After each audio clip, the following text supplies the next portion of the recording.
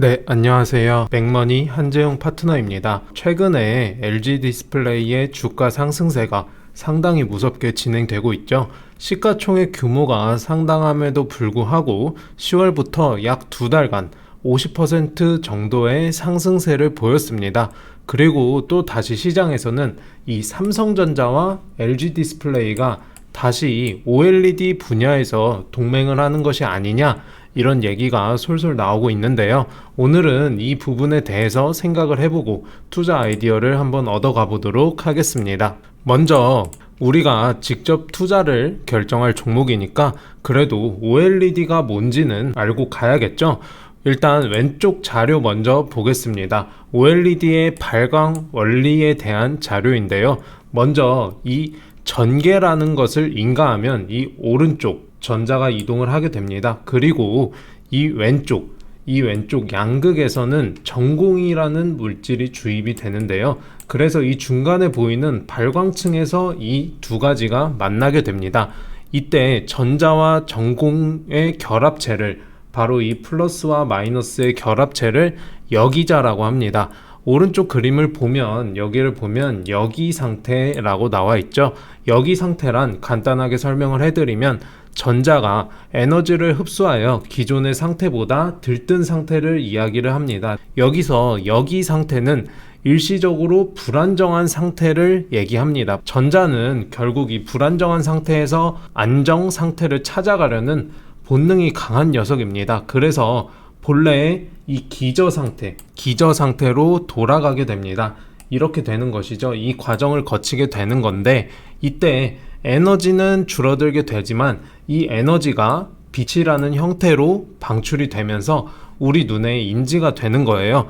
조금 어려운 이야기지만 원리 정도는 알아가시면 좋을 것 같아서 내용을 준비해 보았고요. 그러면 왜 삼성전자와 LG 디스플레이의 OLED 동맹 얘기가 꾸준히 나오느냐에 대해서 한번 살펴보겠습니다. 먼저 삼성전자의 고민입니다. 삼성전자가 지금 TV를 생산을 하고 있는 건 다들 알고 계시죠? 삼성전자의 TV는 삼성전자의 효자 물품이죠. 효자 물품으로 최근에 비대면 사회, 그리고 집에만 있다 보니까 TV 수요가 늘어나면서 최근에 톡톡하게 활약을 하고 있습니다. 중요한 점은 이 삼성전자의 TV는 LCD 패널 기반이라는 거예요. 오른쪽 자료에서 볼 수 있는 것처럼 이 LCD 패널 가격이 코로나19 팬데믹 이후에 크게 상승세를 보였습니다.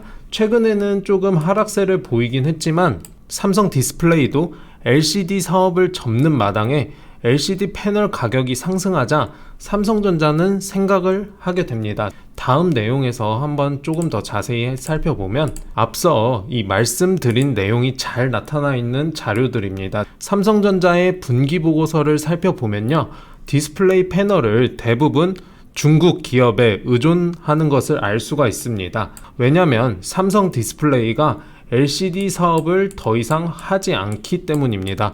그리고 이 아래 자료를 살펴보시면 TV의 평균 판매 가격이 전년 대비 한 30% 정도 상승을 했다고 합니다.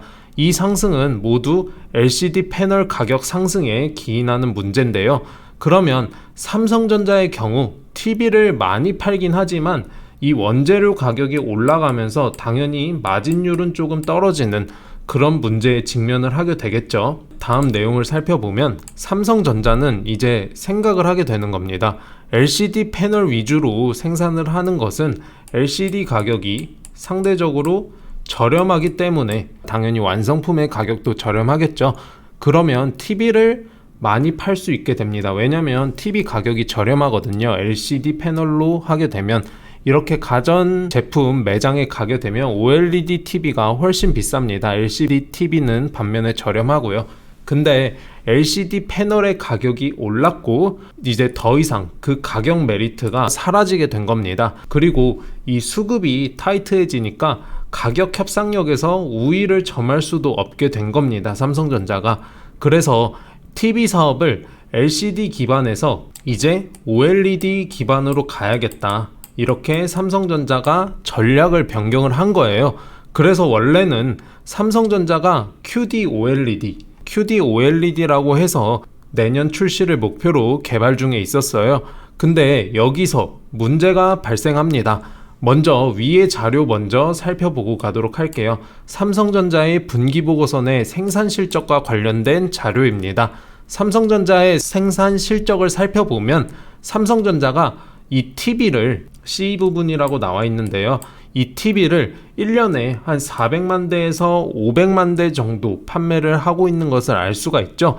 근데 아래 자료를 한번 보시면 삼성 디스플레이의 QD OLED 패널 생산 능력은 정말 좋게 봐야 최대 150만 대로 나와 있죠. 이 150만 대밖에 되지 않습니다. 그래서 이 얘기는 결국 TV를 생산하고 싶어도 부품 공급이 원활하지 않다는 거겠죠.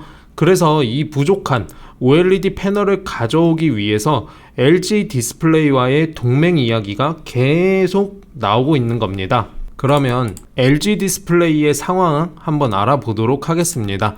LG 디스플레이의 OLED 사업은 상당히 순항을 하고 있습니다. 먼저 좌측의 자료를 살펴보시면 OLED 패널 출하량이 크게 증가를 할 것으로 전망되는 것을 알 수가 있죠.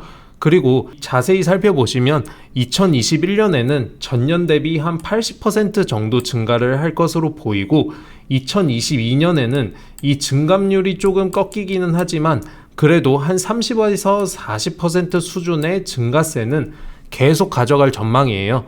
그리고 OLED 패널의 출하량이 계속 늘어날 것으로 보이니까 LG 디스플레이 역시 증설을 발맞춰서 하고 있는 겁니다. 분기마다 이 생산할 수 있는 양이 조금씩 증가를 하는 것을 알 수가 있죠.